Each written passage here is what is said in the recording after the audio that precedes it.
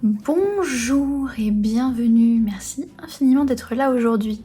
Je m'appelle Florivine, artiste pluriel et slow, et aujourd'hui on se retrouve avec une vue au-dessus du bureau parce que je vous montre mon bullet journal. Donc on va installer tout à l'heure le bullet journal de septembre. Mais vu que j'ai rechangé de format, comme vous pouvez le constater, je suis passée sur un format A6 poche. Et du coup, je me suis dit que j'allais vous montrer un petit peu ça avant d'installer septembre. Donc, je l'ai mis dans une couverture parce que comme on a établi au mois de mai, si vous regardez la vidéo bullet journal du mois de mai, j'ai constaté que ça me convient mieux de cette manière-là.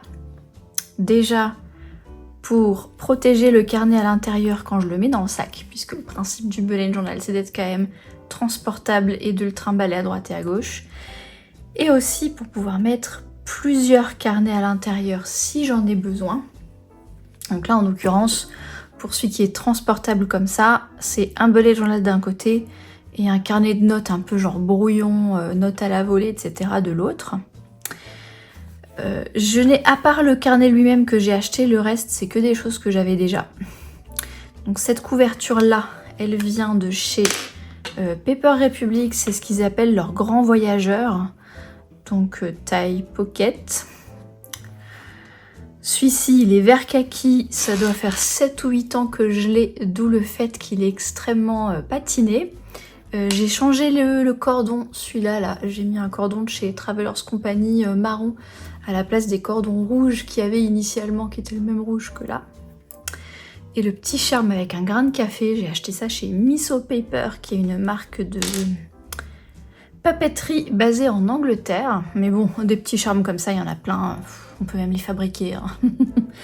C'est un petit peu comme vous voulez. Mais là, vu la taille du carnet, je trouvais qu'un charme assez petit, ça collait bien.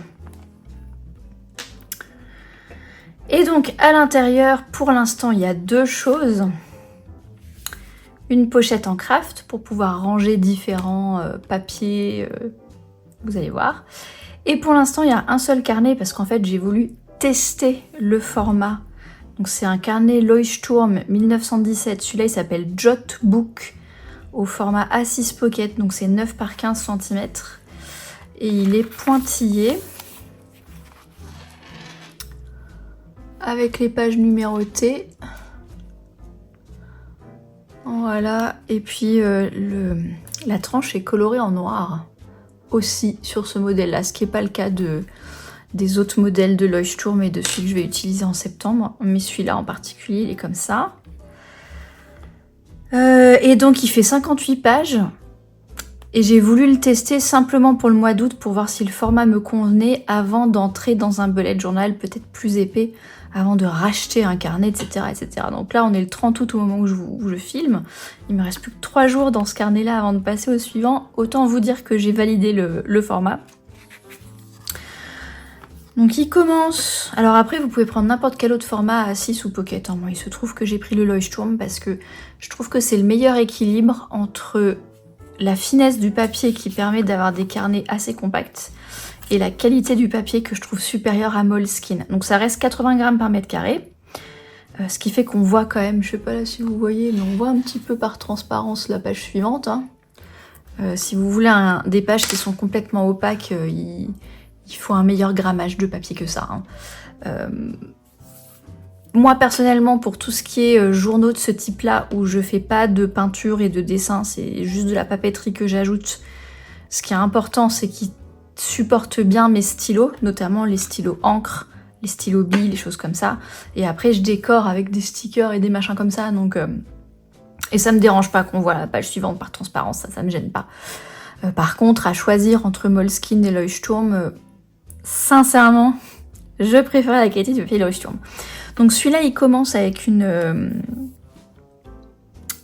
avec un index. Et en général, je mets seulement les récaps du mois et de la semaine. Et certaines collections en particulier auxquelles je vais peut-être avoir envie de revenir. Mais évidemment, je liste pas l'ensemble des 58 pages, vous voyez. Et là, il n'y a qu'une page, comme c'est un tout petit carnet, il n'y en a qu'une de page comme ça. Donc là j'ai fait une page de garde, déjà parce que j'avais envie de m'amuser avec la papeterie, j'ai fait des collages, vous voyez, et pour pouvoir mettre la date. Donc dimanche, je mettrai 1er septembre là à la fin. Et c'est sympa que les pages soient déjà numérotées, parce que du coup il n'y a pas besoin de les renuméroter. Voilà. Ensuite, la page mensuelle reste assez similaire à ce que j'ai l'habitude de faire. Là, j'ai pas collé mes propres petits calendriers, tout simplement parce que ce bullet journal, je l'ai installé quand j'étais pas sur Paris. Et je n'avais plus de petits calendriers, j'avais pas pensé à l'emmener avec moi. Mais habituellement, j'utilise mes propres calendriers que je propose également sur la boutique de Café aux Étoiles. Il y a plusieurs collections et vous voyez en termes de taille, ça passe. On peut le mettre comme ça. On peut aussi couper le visuel s'il vous intéresse pas pour avoir vraiment que le petit calendrier et faire comme j'ai là, marquer le mois. On fait vraiment comme on veut et ils sont conçus pour aller aussi avec un format A6, comme ça vous le savez. Et la seule différence que j'ai faite par rapport au bullet journal que j'avais avant, qui était... j'ai fait A5, j'ai fait B6+, mais je suis jamais descendue aussi petit pour un bullet journal, c'est que j'ai coupé une page au milieu pour pouvoir quand même avoir tout plus ou moins sur la même double page. Donc il y a toujours le calendrier avec les événements. Là, il y a moins de 31 trucs. J'ai fait un petit rappel à la fin. Faut pas avoir à recompter à chaque fois. Il y en a 26 qui descendent et 16 sur le côté. Donc 26, ça suffit pas pour avoir les 31 jours. Donc du coup, j'ai changé de système. J'ai simplement mis les dates clés là sur le côté avec des petites gommettes qui servent de légende en fait en fonction de ce que c'est. Ça c'est des trucs perso, ça c'est des voyages, ça c'est des rendez-vous. Et j'ai mis une autre couleur pour le perso là, bon bah c'est pas grave. Et ça c'est des gommettes que j'ai utilisées, que je suis en train de tester en ce moment. Ça, je vous fais un petit spoiler de ce qu'il y a dans la pochette. C'est des gommettes que j'ai créées avec ma nouvelle machine à découper, la Silhouette. Et que du coup, j'ai passé le mois d'août à tester avant de les mettre en vente parce que je vais être sûre d'être ma première cliente et que je mette en vente des choses que moi-même je serais prête à acheter et à utiliser. Donc j'ai commencé par les utiliser moi-même. Ça c'est la taille 5 mm. Donc en gros ça fait la même taille qu'un carré de pointillé là. Et il y en a aussi des un peu plus grandes en 8 mm. Je vais vous montrer, je les utilise pour faire des marque-pages. Donc le calendrier avec les dates, l'intention et le focus, que ça fait des années que j'ai ces catégories-là dans la page mensuelle. Et comme il n'y avait pas la place de mettre les tâches, et ben j'ai coupé cette page en deux et je les ai mises derrière. Et du coup là ce que j'ai fait, c'est que pareil, comme il n'y a pas 31 cases, il n'y a pas la place de tout mettre, ben, je les ai divisées par semaine. Donc j'ai juste mis les dates des semaines et là je vois quand même une partie du calendrier pour être en mesure de me rappeler, ah oui le lundi c'est le 19, le lundi c'est le 12, voilà, pour correspondre les semaines comme ça. Et il y a la place pour mettre du coup un résumé des projets du mois. Je peux en mettre jusqu'à 6 je crois, voire 8 si j'écrase tout. Et ça me permet de continuer à avoir mon intention et mon focus. Sur les deux vues, je vois mon intention et mon focus quand j'ai accès à ces pages mensuelles. Donc là, c'est des semaines parce que je n'ai actuellement plus de cycle en mono puisque je suis enceinte au moment où je filme ce contenu et j'étais enceinte en août 2024. Mais lorsque mes cycles vont revenir, à la place des semaines, ce sera les dates des différentes phases du cycle comme je le faisais avant. Et vous voyez, il y a la place pour une 5e. Là, il n'y avait que 4 semaines parce que j'ai commencé le 5 août, ce truc. Jusqu'au 4, j'étais dans mon bullet journal précédent encore. Mais s'il y a besoin de 5 semaines, il y a la place pour mettre une 5e semaine là, à la place de la déco. Du coup, je reproduirai cette mise en page là pour septembre, parce que ça me convient très bien. Et donc ça, c'est des petits marque-pages de la marque japonaise Midori. Ils existent en argenté, doré et cuivré. Celui-ci, c'est le cuivré, qui s'est bien patiné. Je l'ai depuis des années. J'ai vraiment réutilisé ce que j'avais déjà pour cette mise en page. C'est l'avantage d'avoir de la papeterie depuis un moment. Et donc ça me permet de venir retrouver la page mensuelle. Et là, j'en ai mis un deuxième, c'est pour la page d'aujourd'hui. Donc je peux très facilement retrouver ma page mensuelle si j'en ai besoin. Et s'il y avait eu la place de mettre septembre dans le même carnet, et ben le 2 septembre, j'aurais déplacé ce truc-là vers le mois de septembre pour vraiment accéder au mois en cours. S'ensuit la double page hebdomadaire qui n'a pas tellement changé par rapport à la version A5. Comme quoi, c'est pas forcément en réduisant la taille que du coup on n'a plus la place de rien, hein, puisque du coup j'ai la place de faire la même chose, il faut juste que je sois un tout petit peu plus concise dans la description de mes tâches. Mais il y a toujours donc la liste des jours ouvrés, donc du lundi au vendredi, avec sur la gauche les tâches plutôt genre boulot, création, etc. Et sur la droite c'est plutôt les rendez-vous et les mémos perso, on va dire. Et sur le côté, les priorités de la semaine et la liste de tâches. Parce que ça, en fait, je le remplis jour après jour. Je le remplis pas en début de semaine. Chaque matin, je viens regarder et je choisis mes priorités de la journée, en fait, mes créneaux de la journée. Et du coup, cette liste-là que je remplis le lundi matin me permet de me souvenir de ce que j'aimerais bien pouvoir faire dans la semaine. Et donc ça veut dire quoi? Parce que je suis la première à dire que c'est bien d'avoir une seule priorité à la fois. On en parle dans la discussion du mois d'organisation sereine qui sort, je crois, après cette vidéo. Donc elle va sortir en septembre si jamais vous regardez la vidéo au moment de sa sortie. Donc c'est pas 3 priorités différentes, en fait, il y a une priorité. SP, ça veut dire sprint, j'ai emprunté ce vocabulaire à la gestion de projet. Et ça veut dire que c'est un projet qui prend plus qu'une semaine au total. Donc c'est un peu le gros projet de plusieurs semaines en cours. C'est celui-là qui est prioritaire et c'est celui-là que je veux dépenser la majorité de mon temps et de mon énergie professionnelle pour la semaine. MS, ça veut dire mini sprint, donc là c'est quelque chose que je peux boucler dans la semaine. Donc en l'occurrence, donc là c'était la semaine du 5 août. Le site Café aux étoiles, c'était la priorité de avant la newsletter. Donc là, fallait juste boucler, je crois que je l'ai fini le 5. Fallait juste boucler 2-3 trucs rapidement pour ensuite passer à la priorité suivante. Donc ça, c'est vraiment le gros projet. Ça, c'est un plus petit truc que j'aimerais finir dans la semaine. Ça peut aussi être, par exemple, tourner les contenus du mois, ce genre de truc. Et le R, ça veut dire routine.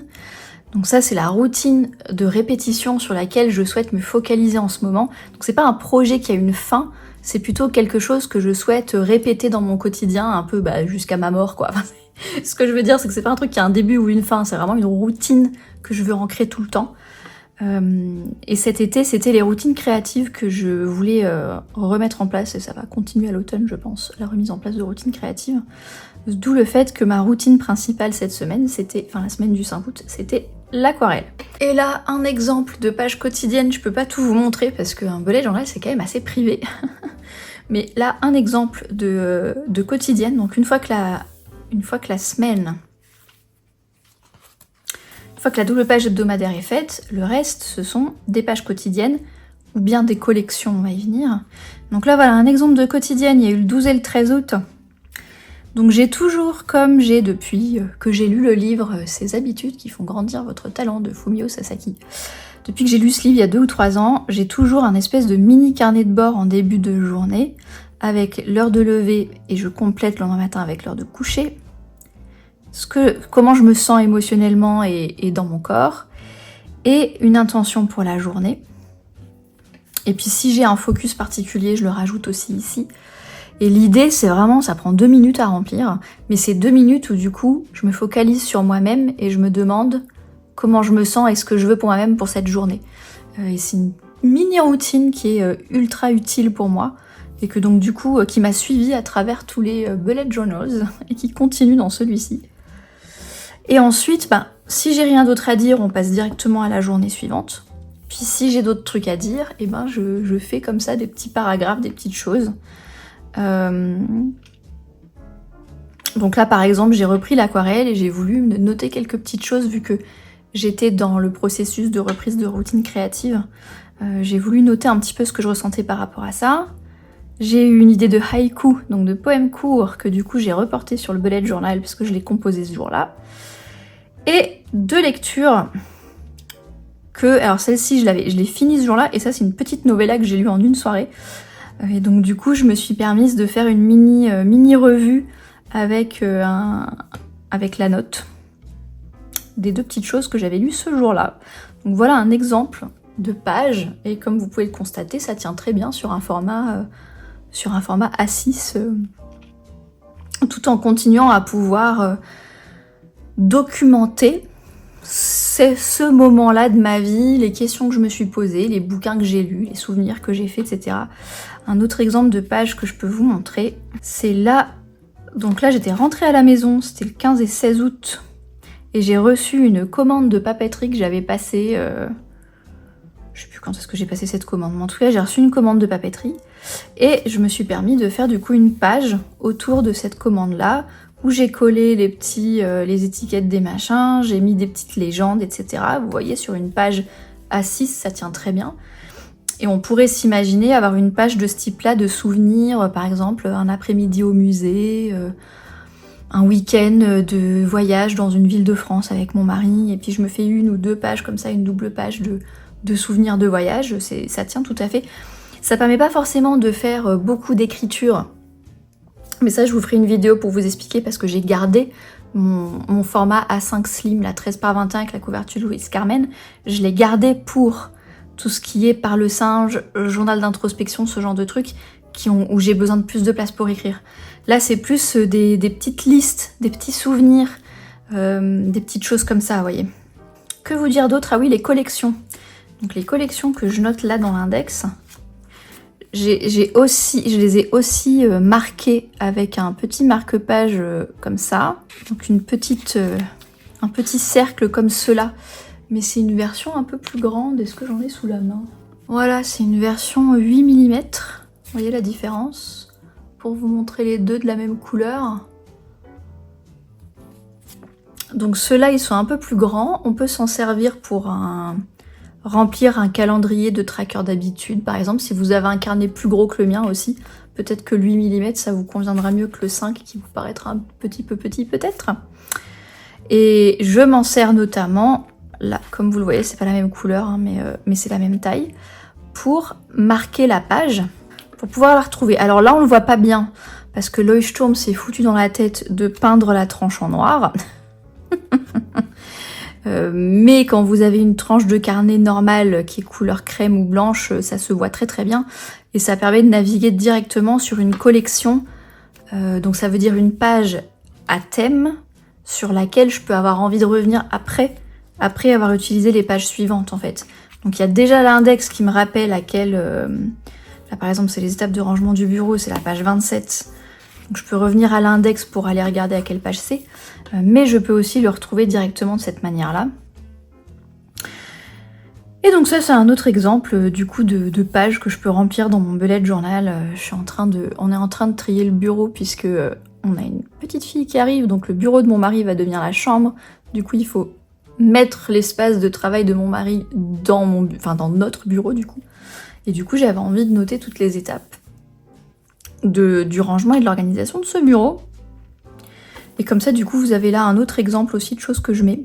Petite réflexion sur les bougies parfumées que j'ai ressorties en revenant. Mini liste de tâches. Je me demande si c'est pas un dimanche. Bon, en tout cas, j'ai rajouté des petites tâches domestiques. Parce que ça suffisait pas les tâches qu'il y avait dans la semaine. Donc ça peut être le genre de truc que je fais aussi. Oui, c'est ça, hein, 18 août, c'est un dimanche. C'est pour ça. Dans mes pages hebdomadaires, il n'y a que du lundi au vendredi. Voilà un autre exemple. Et la petite patte de chat, là, elle marque la semaine en cours. Donc, la dernière page hebdomadaire, ça c'est un truc jetable, hein, je le décale. Puis au bout d'un moment, il commence à être trop vieux et je finis par le virer. Donc j'ai les deux pages, les deux trucs cuivrés là pour le mois et la journée en cours. Et la petite patte de chat pour la semaine. Donc là, il me reste quelques pages, pas tout à fait fini. Je suis à la page 46 sur 58. Il me reste 3 jours à documenter. Alors en théorie, j'aime bien utiliser le bullet journal jusqu'à la dernière page. Là, vu que non seulement on arrive sur un nouveau mois, mais une nouvelle saison avec septembre et avec l'automne, et que celui-là, c'était une expérimentation, bon, s'il reste 3-4 pages pas utilisées à la fin, c'est pas très grave. Je vais quand même changer de carnet lundi. Voilà. Et puis, ce que je vais faire, c'est que je vais utiliser En fait, Leuchtturm, ils livrent leur carnet avec une planche comme ça, là, qui permet d'archiver les carnets qui sont pleins. Et donc, je pense que je vais faire ça. Je vais mettre Je pense que pour les trucs de la tranche, il est trop petit. Mais je vais mettre un truc là pour dire bullet journal août 2024, vous voyez. Et donc, j'ai rajouté des élastiques supplémentaires, enfin un élastique supplémentaire. Où là, va y avoir le prochain bullet journal qui va se mettre. Et ici, à la place, ça va être un petit carnet de prise de notes. Et j'ai donc cette pochette en craft que j'ai achetée chez Paper Republic. Mais ça, c'est pareil, ça se trouve un peu partout, je pense. Enfin, il y a d'autres marques qui le font. Qui servent à stocker mes stickers. Tout simplement. Donc ça, c'est les stickers du thème du mois d'août qui viennent d'autres magasins. Enfin, il y en avait aussi à moi, mais j'ai tout utilisé les miens. Il reste plus que ceux des autres vendeurs. Le seul inconvénient du format, c'est que je suis obligée de réduire un peu, de découper, etc. pour que ça rentre dans du A6. Parce qu'il y a certains formats de stickers qui sont plus hauts. Mais bon, c'est pas la fin du monde, hein. Une fois que c'est fait, j'ai tous mes stickers pour le mois. Là, il y a un emplacement pour mettre un truc taille carte de visite. Où là, j'ai mis un petit freebie que j'avais reçu. Et comme c'est encore un peu estival ce qu'il y a dedans, je vais décorer la fin du bullet journal d'août avec. Du coup, je l'ai gardé là pour pas l'oublier. Et de ce côté-là, il y a quoi? Il y a des petits stickers tout petits. Ça, c'est Mindwave qui fait ça. Ils sont tous de la même marque, là, ceux-là. À part celui-là, je crois pas. Mais tout ceux-là, c'est la même marque qui s'appelle Mindwave. Ils sont tout petits rikiki. Et du coup, c'est parfait pour décorer... par exemple, pour décorer la page mensuelle. Vous voyez, là, j'ai mis un petit vélo qui vient de ça. Et du coup, je les ai mis de côté parce que c'est vrai que sur du format pocket comme ça, les tout petits stickers rikiki, ça peut servir de bonne petite déco pour les doubles pages hebdomadaires aussi. Ça peut être pas mal. Du coup, je les ai mises de côté, je les ai gardées. Ça, c'est mes fameux cercles là, que j'ai décidé de tester au mois d'août, que du coup j'ai gardé ici. Et ça, c'est une date de 2019, celle-ci. C'est la marque Travelers Company qui sort ça chaque année. C'est une planche en plastique rigide avec un marquage, si jamais vous utilisez du papier vierge, pour pouvoir avoir les marques des lignes et des colonnes sur le papier vierge. Il y a un marquage pour faire la règle aussi. Et en fait, ce que ça permet de faire quand vous avez un carnet de voyage comme ça, c'est que si vous n'êtes pas sur un bureau, je suis sur un bureau, mais si vous n'êtes pas sur un bureau, si vous êtes sur vos genoux par exemple, et que vous voulez écrire sans avoir de table dessous, et bien c'est pas mal d'avoir ce truc cartonné derrière pour pouvoir écrire correctement quand même. Du coup, j'ai aussi gardé ça là. Voilà donc ce qui se passe dans cette pochette. Et puis bah maintenant, ce que je propose de faire, c'est que je vais couper le truc où je vous parle en direct. Je vais installer le bullet journal de septembre avec une petite voix off. Comme ça, vous allez voir mon premier thème automnal. Et ben voilà, vous avez tout ce qu'il faut savoir sur le nouveau format de mon bullet journal. Nous allons donc commencer par archiver ce carnet du mois d'août qui est terminé. Ça, c'est un autre avantage d'avoir un système de couverture comme ça, c'est qu'on peut séparer les carnets en fonction de leur usage et archiver ceux qui sont terminés et les remplacer sans avoir besoin de reporter tout un tas de pages, comme ça peut être le cas avec un seul carnet qui a plus de pages et qui contient tout. Là, je me suis trouvé une boîte d'archivage format A6 pour archiver mes nouveaux bullet journal pocket. Et donc là, j'installe un petit carnet ligné pour servir de carnet de notes qui sera donc dans mon sac avec mon bullet journal dans la couverture. Et maintenant, on va installer donc le nouveau bullet journal. C'est également un Leuchtturm 1917 format A6 pocket, donc c'est 9 par 15 cm, qui est également fourni avec cette petite étiquette d'archivage qu'on utilise à la fin. Il a 2 marque-pages que je ne pense pas utiliser. Il est à pointillé, il existe aussi en ligné. Et couverture souple, noire, 123 pages. Voilà ce que j'ai sélectionné comme palette de couleurs pour le mois de septembre. Donc essentiellement des neutres et puis avec des tons un peu marron et puis du vert qui tire sur le jaune, vous voyez. Un peu couleur mirabelle, couleur poire, couleur feuille qui commence à jaunir, etc. J'ai sélectionné des planches de stickers qui viennent de mes propres collections que j'ai refaites avec la Silhouette, qui est la nouvelle machine à découper, et des stickers de collection que j'ai achetés chez d'autres artistes et d'autres marques de papeterie. Et puis je me suis imprimé des stickers indépendants sur du papier blanc pour pouvoir décorer la couverture. Donc ça c'est quelque chose que je me suis fait pour moi-même. Si c'est un truc qui vous intéresse, il faut que je trouve du papier étanche. Parce que là c'est un truc qui prend l'eau en fait, hein, donc c'est pas terrible pour la vente. Là pour l'instant c'est pour moi. Voilà, donc j'ai décoré la couverture avec ça. Et maintenant on va passer à la page de garde. Alors cette page de garde elle est absolument pas obligatoire. Et c'est un peu petit pour le coup, on peut pas mettre une carte postale comme je faisais avec le format A5. Donc soit je peux imprimer quelque chose, enfin un visuel de carte postale, puis l'imprimer plus petit et le coller si j'ai envie. Ou des fois il y a vous savez, des cartes de visite ou des choses comme ça qui sont au format plus petit, qui ont des jolis décors qu'on peut coller. Là moi je me suis dit que c'était l'occasion de m'amuser avec un collage de papeterie avec plusieurs couches de papeterie. J'ai préféré m'amuser avec ça. Et le but de cette page en fait c'est que plus tard quand j'archive, même si techniquement c'est aussi marqué sur le sticker de Leuchtturm à la fin, plus tard quand j'archive, je puisse me souvenir de quand à quand ce bullet journal était. Ensuite, là, j'installe cette fameuse... alors là, je remets le nombre de points qu'il y a à la verticale et à l'horizontale, parce que je ne suis pas encore habituée à ce format, donc ça, je le mets tout à la fin pour pouvoir m'y référer facilement. Et ensuite, là, je m'occupe de cette fameuse page mensuelle. Je vous ai montré la version août, donc sur une double page plus une page découpée au milieu. Et là, j'utilise essentiellement ma propre papeterie automnale, donc la collection automnale qui est sortie depuis le 6 septembre 2024, si vous regardez cette vidéo, le mois de sa sortie. Et le but, c'était de pouvoir tester en fait les prototypes que j'ai imprimés avec la nouvelle machine à découper, pour pouvoir m'assurer que tout va bien en termes de couleur d'impression, en termes de qualité de découpe, etc.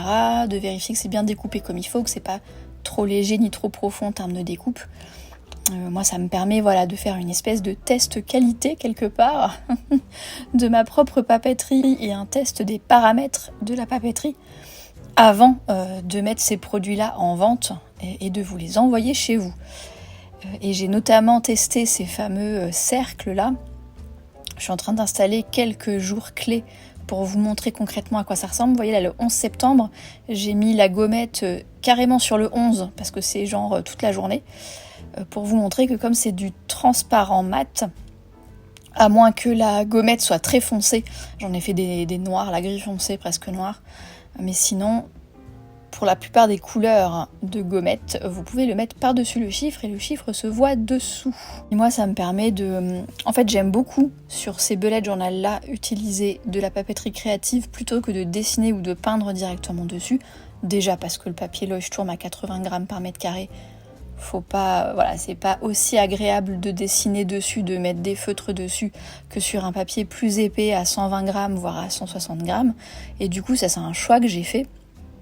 Je préfère avoir un papier plus fin, où il y a plus de pages qui prennent moins de place, pour qu'il soit davantage transportable.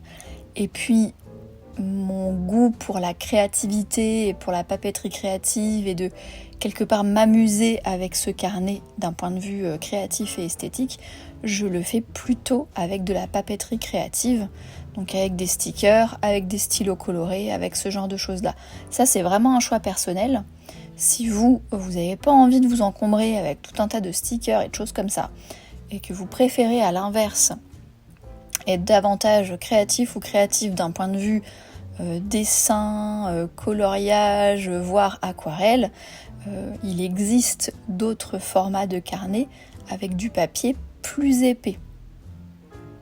Donc c'est à vous de choisir en fait si votre priorité c'est plutôt le côté transportable, d'avoir plus de pages par carnet, ou si votre priorité c'est d'avoir un papier qui est confortable pour pouvoir dessiner au crayon de papier, au crayon de couleur, au feutre, voire avec un petit peu d'aquarelle. Après, si vous voulez faire un vrai sketchbook d'aquarelle avec des dessins de voyage, etc., là je vous conseille de ne pas partir sur un bullet journal, je vous conseille de partir sur un vrai carnet avec du papier aquarelle dedans, vous voyez.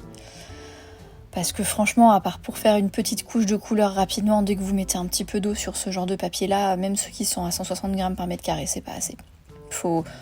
D'expérience, il faut au moins 250 grammes par mètre carré et un carnet qui est considéré comme un carnet d'aquarelle. Voilà donc la mise en page de septembre. Ça vous donne un exemple de mise en page automnale et de comment j'ai utilisé essentiellement. Il n'y a pas que, mais c'est essentiellement ma propre papeterie. J'en suis très contente. Je me réjouis d'utiliser ce nouveau bullet journal.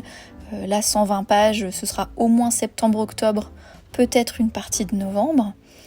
Et donc, vous voyez, je l'ajoute dans la couverture en cuir. Et ça permet d'avoir ce système avec le bullet journal, le carnet de notes, les petits stickers qui sont tous ensemble dans la même couverture, qui reste très compact comme vous pouvez le constater et que je peux déplacer avec moi. Merci d'avoir vu cette vidéo jusqu'au bout. Belle journée, excellente soirée et à la prochaine!